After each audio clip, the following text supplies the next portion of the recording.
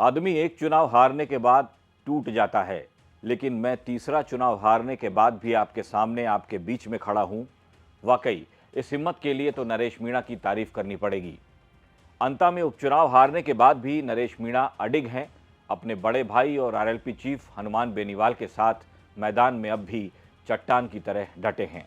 नमस्कार, आप देख रहे हैं अपने शहर की खबर, आपणो जयपुर। मैं हूं आपके साथ नितेश तिवारी। राजस्थान में 2028 के चुनाव को लेकर अभी से तीसरे मोर्चे की सुगबुगाहट दिखाई देने लगी है। ये तस्वीरें जयपुर की हैं, जहां बड़े भाई हनुमान बेनीवाल और छोटे भाई नरेश मीणा की जोड़ी युवाओं और बेरोजगारों को संबोधित कर रही है। दरअसल विशेष शिक्षकों की भर्ती नहीं कराने पर अभ्यर्थी ये हनुमान बेनीवाल के पास पहुंच गए थे। इन युवाओं की मांग है कि विशेष शिक्षकों की प्रत्येक पीओ स्तर पर विशेष शिक्षक नियुक्ति करने और अध्यापक भर्ती 2025 में न्यूनतम 5000 विशेष शिक्षकों के पदों पर भर्ती निकाली जाए।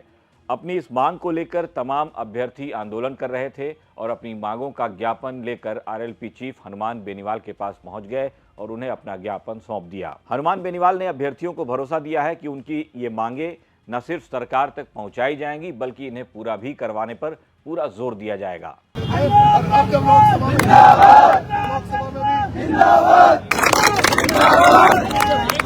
इन अभ्यर्थियों को हनुमान बेनीवाल और नरेश मीणा दोनों ने संबोधित किया और भरोसा दिया कि उनकी बात सरकार के सामने रखेंगे। लेकिन नरेश मीणा ने युवाओं से ये अपील की कि जब तक प्रदेश में अपनी सरकार यानी कि तीसरे मोर्चे का राज नहीं आता, तब तक युवाओं और बेरोजगारों को न्याय मिलने वाला नहीं है। नरेश मीणा ने कई नेताओं से भी ये अपील की है कि वो भी सत्ता का सुख त्याग कर राजस्थान की जनता के हितों की रक्षा के लिए हमारे साथ यानी कि तीसरे मोर्चे के साथ आ जाएं, ताकि 2028 की लड़ाई में जीत हासिल की जा सके। हम लोग धरना देते हैं, लेकिन एक दो नेताओं के अलावा कोई आपकी आवाज को उठाने वाला व्यक्ति नहीं है।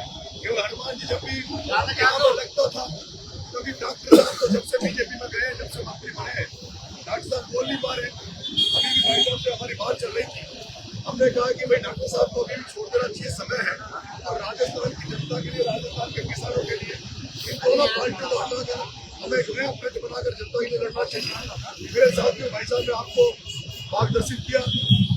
मैं आपको ये भरोसा दे रहा हूँ, तीसरा चुनाव हारने के बाद आदमी टूट जाता है, लेकिन नरेश मीणा तो चुनाव हारने के बाद ही जनता के बीच में आ गया और आपके लिए लड़ाई लड़ेंगे।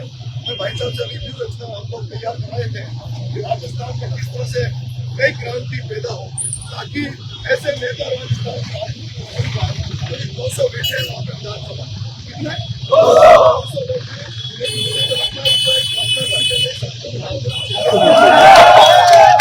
हनुमान बेनीवाल हो या फिर नरेश मीणा, दोनों ही नेताओं के निशाने पर किरोड़ी लाल मीणा ही थे। इनका आरोप है कि जब से किरोड़ी लाल मीणा बीजेपी की सरकार में मंत्री बने हैं, तब से उनका हाथ बंध गया है। क्या बाबा वाकई बंदिशों में हैं? आपको क्या लगता है? अपनी राय हमें हमारे कमेंट बॉक्स में लिखकर ज़रूर बताइएगा। आपणो जयपुर में आज के लिए बस इतना ही। कल फिर से होगी मुलाकात। नमस्कार।